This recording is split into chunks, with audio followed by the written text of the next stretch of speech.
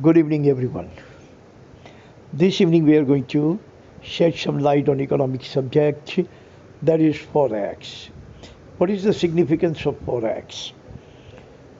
Forex is the veritable wealth of the nation, veritable health of the economy. Forex is every single thing. Forex indicates national health, national wealth, economy is thriving, people are getting richer, and poverty is actually being eliminated, and all kinds of economic dreariness being obliterated. Forex, for example, if I give you small, very little metaphor, Forex is like saving in the family. We may be making 10,000 a month, but we have already saved up 2, 3, 5 lakh rupees, and every month we are saving 5,000, spending 5,000. So that saving actually give us a confidence, give us economic strength, that we don't have to worry about anything. That tells us that don't worry about anything. You have saved up 5 lakh or 10 lakh rupees, and if any kind of eventuality or any kind of contingency occurs, you don't have to worry about anything because you can dip into your saving and pass through. That is what happened during the year and a half or two of COVID. Those people who were saving oriented, they saved ample amount of money. They never had any kind of problem. They survived without any kind of glitch. But those people who were living from hand to mouth, or those people who never worried about the future, or they live like earn today and spend today, go again in the market to earn tomorrow and again spend tomorrow, these kind of people did not have anything to dwell upon, to show for. And those were the people who were actually in a miserable condition during the COVID time.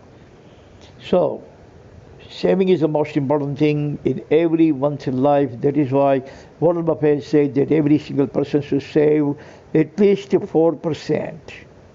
And every nation must save 20%. Then and then the world will go on, then and then sustainability will go on, then and then survivability of the nation and the person will go on. So what are the significance of Forex? Number one is lucrative wealth of the nation. Forex is the most lucrative wealth. Every single thing we have land and we have minerals and we have fossil and fossil fuel and fossil material. We have every single thing, but without Forex, every single thing is redundant, obsolete, useless, valueless. You have to have Forex because you cannot actually buy anything you want. Like, say, for example, petroleum.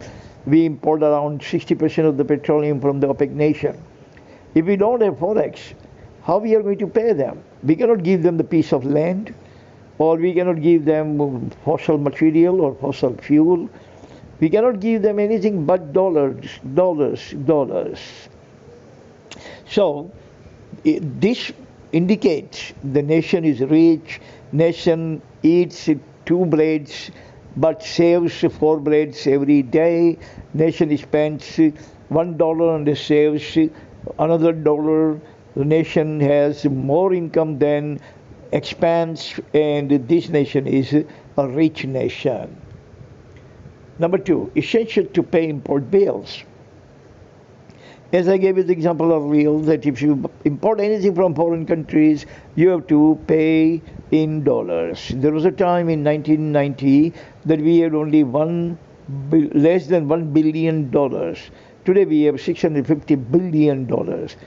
At that time, we did not have any dollar to pay the import bills, especially of energy. Like OPEC did not actually sell us oil because we did not have any exports. We did not have any Forex. Forex means a foreign exchange. So in 1990 we had only 1 billion in foreign exchange, and the OPEC people refused us to sell the oil. But if we want to buy the oil, that we have to pay first, not the last. Pay first and then they will give you the delivery. Finally, Indira Gandhi talked to the IMF, and IMF gave them credit guarantee that if India cannot pay, then IMF will pay the bill. And after that, we were getting oil. Now, see, because without Forex, even those lousy 14 nations did not actually trust giant nations like India. Point number 3, essential for the currency stability. India did not have Forex, that is, the Indian currency kept on plummeting, kept on falling. When I left for America in 1977, the dollar was 6 rupees a dollar. But then it started plummeting, and today it is 75 rupees per dollar. Now that is mainly because of the Forex. If we have more Forex, still more Forex like China has, not in billion but trillion, at least $1 trillion, then our currency will be more stabilized. It is going to come down to around $40, 40 rupees per dollar. For that, we have to have at least $1 trillion under our belt, in our kitty. Point number 4, essential for industrial expansion. Now, most of the industrial machines, Scientology, technology, every single thing actually is imported from the Western countries.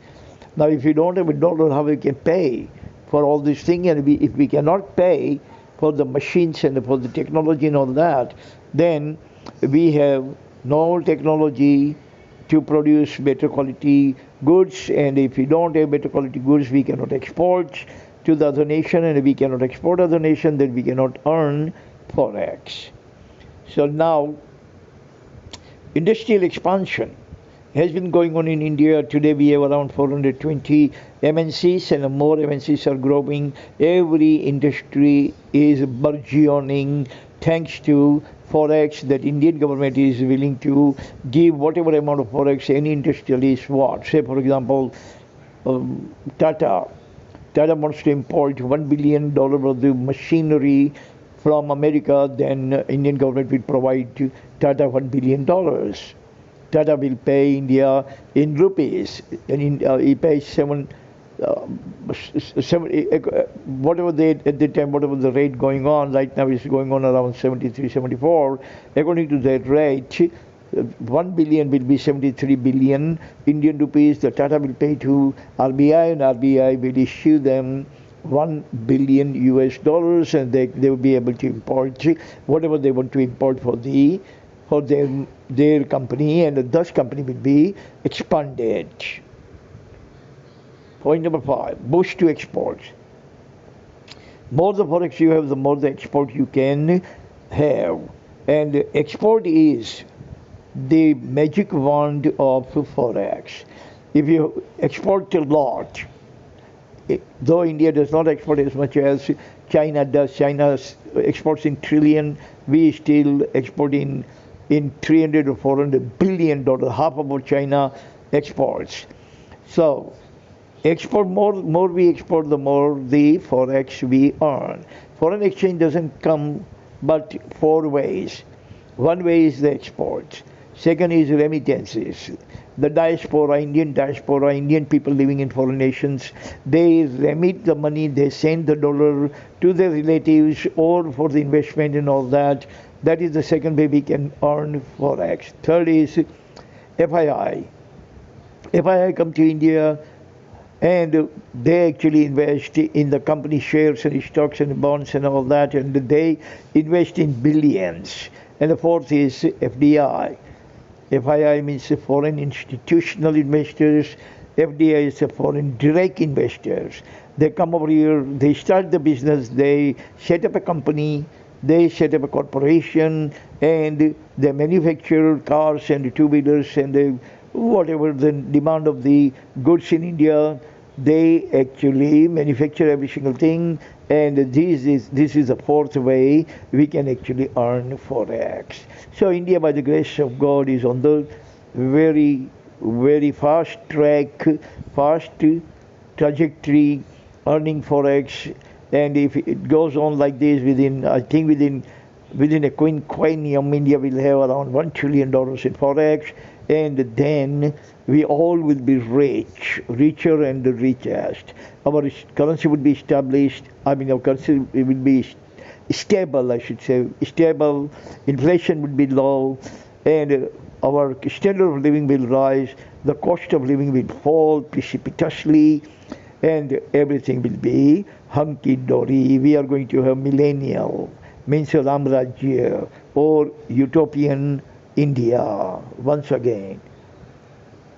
Thank you very much for listening. See you again next time. Until then, God bless everyone on this planet. Amen.